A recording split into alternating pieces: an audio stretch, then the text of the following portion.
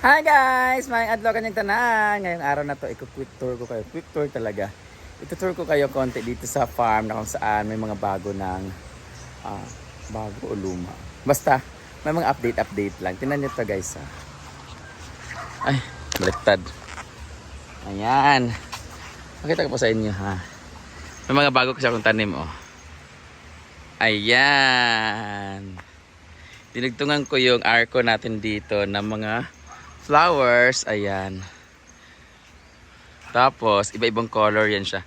Fake lang to siya guys. Halata naman.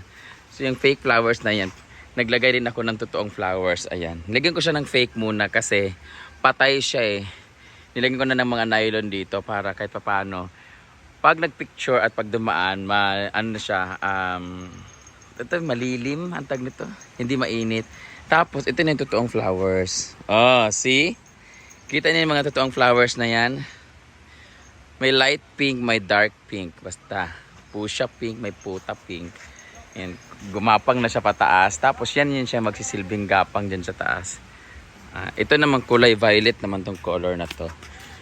Hindi ko alam kung anong pangalan.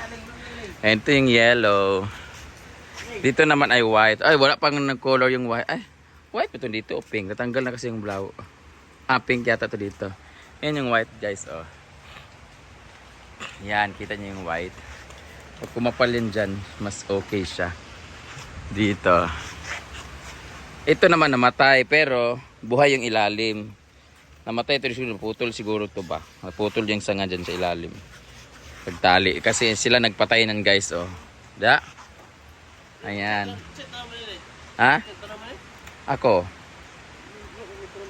Piling ko dinaanan nga yan dyan siguro, di ba? Nabalian nga yan eh. Di ba nilagyan ko nga ng itim yan? Pero ang buhay naman yung isa eh. Isang sanga, pero isang sanga namatay. Ginuho ko.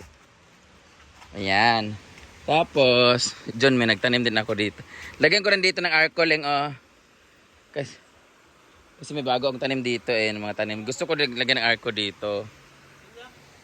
Pero next time na. Puno na rin ng green dito. Ang ganda ng color dito na pag ganyan. Mani-mani. Ayan o. Dito. Tapos sa kabila. Ang amoy, tambal. Ito naman dito ko nilagay yung ating, tinanggal ko yung cherry dito kasi nilagay ko dito yung variegated baliti. Kasi yung baliti niyan, pag tumaas yan dito, maganda yun dito. Parang yung sa tapat ng bahay namin. Tapos ito na siya guys, dito. Yung doon sa kabila ay light pink, ito naman ang dark pink, napapunta na siya sa red. Diba pink naman siya, diba? Pero nagbumuka na siya, red na siya. Yung ilalim niya, pink. Ayan. Dito naman is basta maganda to. Ayaw lang ito, matagal pang gumapang. Ayan, pwede na siyang gumapang siguro dyan. Basta maganda to, mali yung, ay, tumubo na siya kaagad, oh. Maymay. Ayan si Maymay. Dito naglagay naman ako ng mga yellow bells. Bawat post ilagay ko ng yellow bells. Tapos dito ko siya itatali sa taas para gumapang naman siya doon. Ito naman ang daming flowers dito na white. Ito yung mga white dito.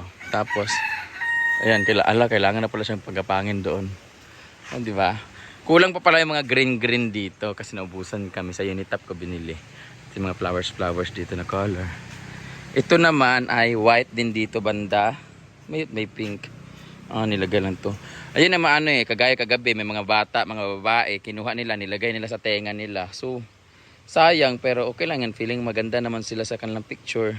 Pero sayang kasi pinitas nila. Sana yung yellow na lang pinitas nila kasi mas maraming color.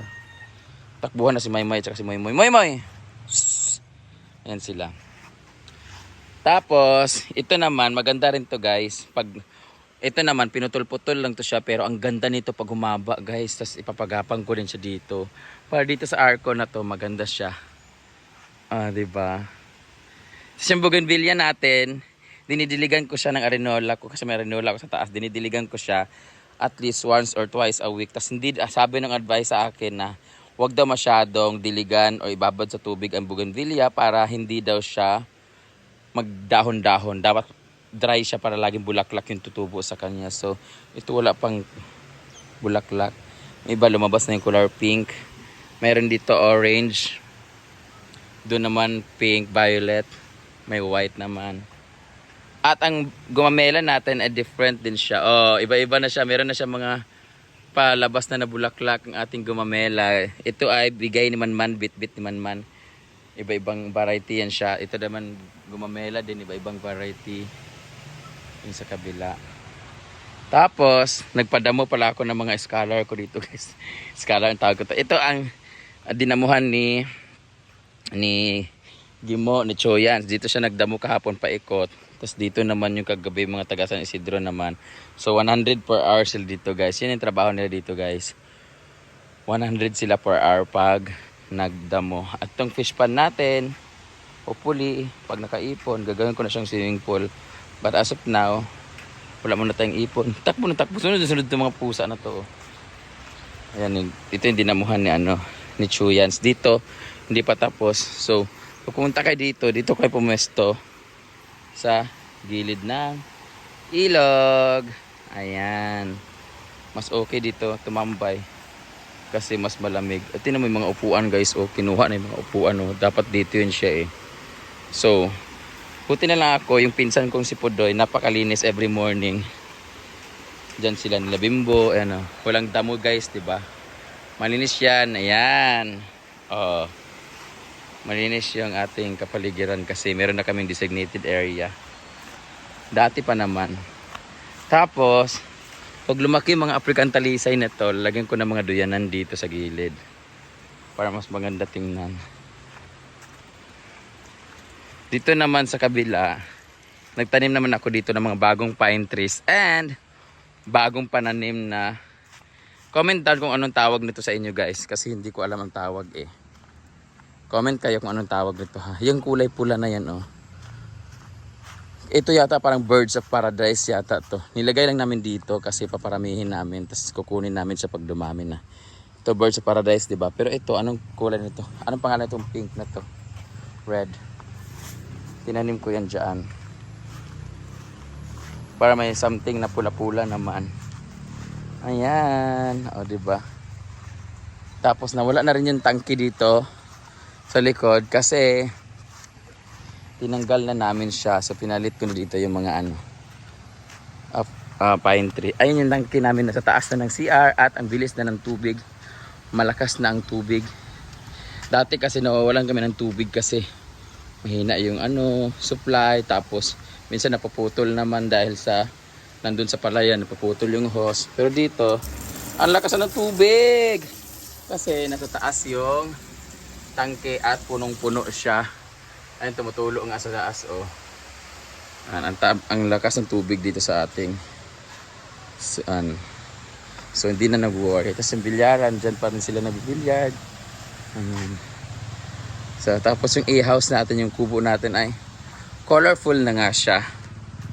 Ayun ang ating kubo na alam mo, malamig na sana to dito, hindi na siya na mainit eh kasi tumubo na yung kahoy namin. Kaso nung kahoy, nung sobrang lakas ng bagyo ulan, napikas siya, yung isang sanga niya naputol, natumba, so yung nangalhati siya. So dahil nangalhati siya, na-expose yung katawan niya na-expose yung katawan niya sa init. Tingnan mo guys oh. So, ayan, napikas siya guys. Nahati siya sa gitna. So, pagkahati niya, ito na-expose yung katawan niya. So, nainitan. Kaya sa taas nag-dry na wala yung mga dahon. Dapat, ang ganda na to dito eh. Siya yung nakalilim dito eh. Kaya hindi mainit yung A-house pag tanghali eh. Kaso, miss naman ako. So, ito naman, bawat ganito, railings namin, may nilagay akong yellow para gumapang dito, para maganda tingnan mag-yellow yung mga Tingnan guys oh. Diba? Tapos bawat gilid may makikita kayo basurahan para pag may mga dumi-dumi diyan, itatapon na lang dito tas hakutin ng mga staff ko. So yun, ganun lang ang buhay. So, doon naman sa bahay, okay naman, maglalaba lang kami tanghali. Ngayon, maglalaba lang kami kasi may lakad kami. Punta kami ng Cebu. Tapos ito yung waiting area. Tapos dito lang kayo tatambay. Pag tambay lang kayo. Tapos may ceiling fan. Pag gusto niyo lang tumambay dito, tapos alis din picture. Dito lang kayo. Di nyo kailangan mabayad ng cottages. Okay? So yun. Naglaba kami. Tapos doon lang yung balsa naliliguan. wala na pong ulan, so malinaw na po ang tubig. Diyan kayo maliligo, ayan, malinis naman siya. So yun lang guys, so maglalaba pa kami kasi hindi pa kami tapos. Ayan lang, thank you so much for watching. Bye bye! Bye bye! Moy moy, bye bye! Moy moy!